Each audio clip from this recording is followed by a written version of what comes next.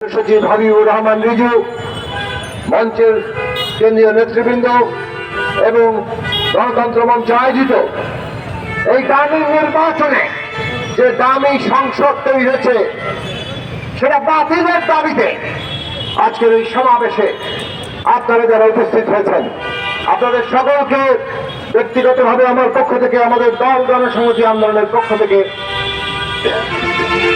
গণতন্ত্র মঞ্চের পক্ষ থেকে সালাম এবং শুভেচ্ছা জানাই। বন্ধুগণ, 7 তারিখে কোনো নির্বাচন হয়নি। 7 তারিখে যা হয়েছে তা হচ্ছে মানুষের ভোটের অধিকার কেড়ে নেওয়া। মানুষ ভোট দিয়ে তার প্রতিনিধি নির্বাচন করে, সেখানে বাছাই করার সুযোগ রাখতে হয় এবং বাছাই করার সুযোগ থাকলেই কেবল মানুষের ভোট কার্যকর হয়। একদল নিজেরা নির্বাচন করে সেইটাকে ভোট দেওয়া বলে না, তারা নিজেরাই বলেছে এখানে দামি প্রার্থী রাখতে হবে। আর তার মধ্যে দিয়ে এই নির্বাচন যে দামি নির্বাচন, এইটা এই দেশে এই সরকারের প্রধানমন্ত্রীর ঘোষণা। কাজেই দামি নির্বাচনে যে সংসদ তৈরি হয় সেটার নাম কি হয়? দামি সংসদ।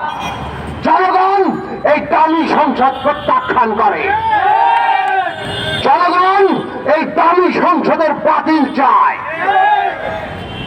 আওয়ামী লীগ আজকে একটা চূড়ান্ত দৌড়িয়া রাজনৈতিক দলে পরিণত হয়েছে। এই দল 14 সালে বিনা প্রতিদ্বন্দ্বিতার নির্বাচন দিয়েছে। এই দল 18 সালে নিশিরাতের ভোট ডাকাতির নির্বাচন দিয়েছে, আর 24 সালে এসে দামি নির্বাচন দিয়েছে। এই দল রাজনৈতিক থেকে দৌড়িয়া হয়ে গেছে। এই কলঙ্কের পরে এরা এখনো হুঁশ নাই, ক্ষমতা থেকে নামলে দল হিসেবে তাদের অস্তিত্ব থাকবে কিনা সেটাই এখন মানুষের প্রশ্ন। বন্ধুরা আমার, কিন্তু এই দামি নির্বাচনের সংসদ নিয়ে যতক্ষণ ক্ষমতায় আছে ততক্ষণ তারা আমাদের জীবন নাশ করে দেবে। তারা রাজনীতি কি জায়গায় নিয়ে গেছে, আজকে ন্যূনতম প্রতিবাদ করতে দিচ্ছে না। ওরা সংসদ নামক তামাশা করে, আমরা প্রতিবাদ করছি, গণতান্ত্রিক প্রতিবাদ। এই প্রতিবাদ তারা করতে দেয় না। আমরা শুনেছি বিএনপির স্ট্যান্ডিং কমিটির মেম্বার জনাব ডক্টর মঈন খান, তাকে পুলিশ আটক করে নিয়ে থানায় রেখেছে, পরে ছেড়ে দিল। তারা বিভিন্ন জায়গায় কালো পতাকা মিছিলের উপরে হামলা করেছে, গ্রেফতার করেছে। একটা কালো পতাকা মিছিল, ওবায়দুল কাদের সাহেব আপনি বলেন বিরোধী দল নাকি শোক করছে, তো শোক মিছিলে আপনার হামলা কেন? পরিষ্কার বোঝা যায় আসলে ওনারা মুখে যা বলেন অন্তরে আরেকটা জিনিস ধারণ করেন। মুখে বলছেন বিরোধী দল শোক করছে, আসলে নিজেরা অন্তরে ভয়ে কম্পমান। পুরা ভোটে, দামি ভোটের এই সংসদ কখন ভেঙে যায়, কখন তাদের ক্ষমতার মসনদ উল্টে যায়, এই নিয়ে আজকে তারা শঙ্কিত বলেই একেবারেই শান্তিপূর্ণ মিছিলের উপর হামলা করছে। ওনারা 28 তারিখ হামলা করেছিলেন, হামলা করে নাশকতা করে তার দায় চাপিয়ে সমস্ত বিরোধী দলের উপর ক্র্যাকডাউন করেছিলেন। আজকে প্রমাণিত হয়ে গেল শান্তিপূর্ণ সমাবেশের উপরে কিভাবে সরকারি বাহিনী তারা হামলা করে তারা গণতন্ত্রের গলা টুটি চেপে ধরতে চায়। আমরা কি সেটা হতে দেব? বাংলাদেশের মানুষ আপনাদের চেহারা দেখে ফেলেছে।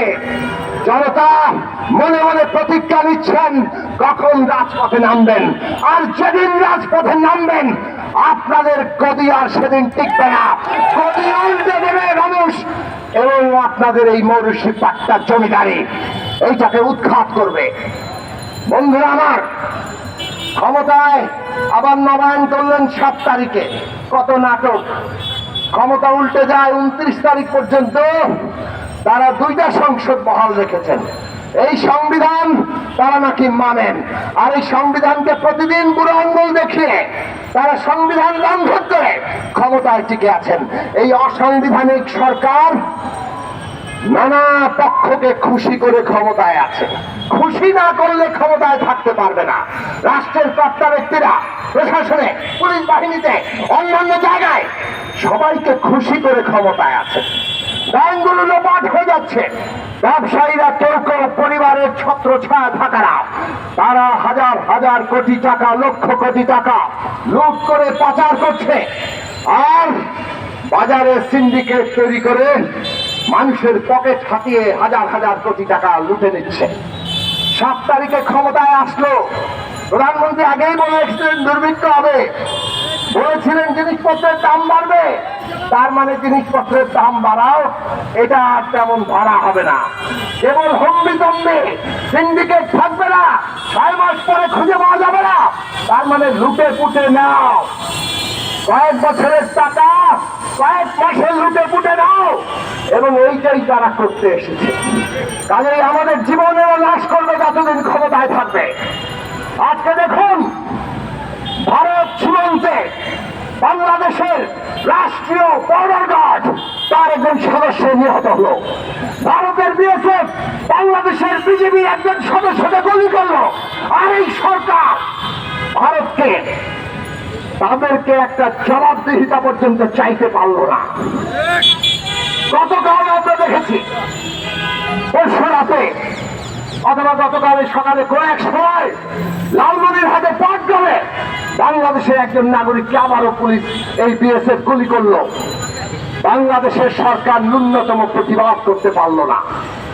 বাংলাদেশের নাগরিকরা মরে, ভারত তাদেরকে বলে এরা নাকি চোরাই কারবারি, আর বাংলাদেশের এই সরকার ভারতের সাথে সুর মিলিয়ে বাংলাদেশের নাগরিক হত্যাকে জায়েজ করে। এই সরকার আমাদের সরকার, এই সরকার বাংলাদেশের সরকার না। এই সরকার তাদের নিজেদের পায়ের তলায় মাটি নেই, জনগণের ভোটের অধিকার কেড়ে নিয়েছে।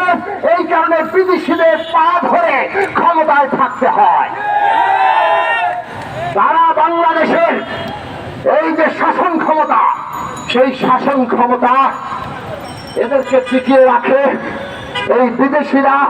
কাজেই বাংলাদেশ লুটে পুটে দেখ, আমাদের নাগরিকদেরকে হত্যা করুক, আমাদের ভবিষ্যৎরা ধ্বংস করুক, সরকার কিছুই বলতে পারবে না। কাজেই আবারও বলি, এরা এই দামি সংসদ নিয়ে থাকতে পারবে না, সেটা আমরাও জানি। কিন্তু যত বেশি দিন থাকবে ততদিন আমাদের জীবন নাশ করে ছাড়বে। কাজেই পরিষ্কার কথা, এই সরকারকে এরা আবারও 5 বছর ক্ষমতায় থাকার স্বপ্ন দেখছে। আবারও ভাবছে 5 বছর তো টিকে গেল, 28 সাল 29 সাল আসলে আবার নির্বাচনের কথা বলেন। আমরা কি এদের 5 বছর টিকতে দেব?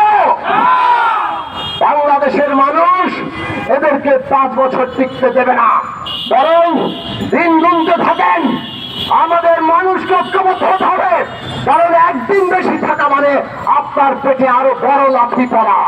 আমরা জনগণ লাথি খেতে চাই না, মাথা উঁচু করে দাঁড়াতে চাই।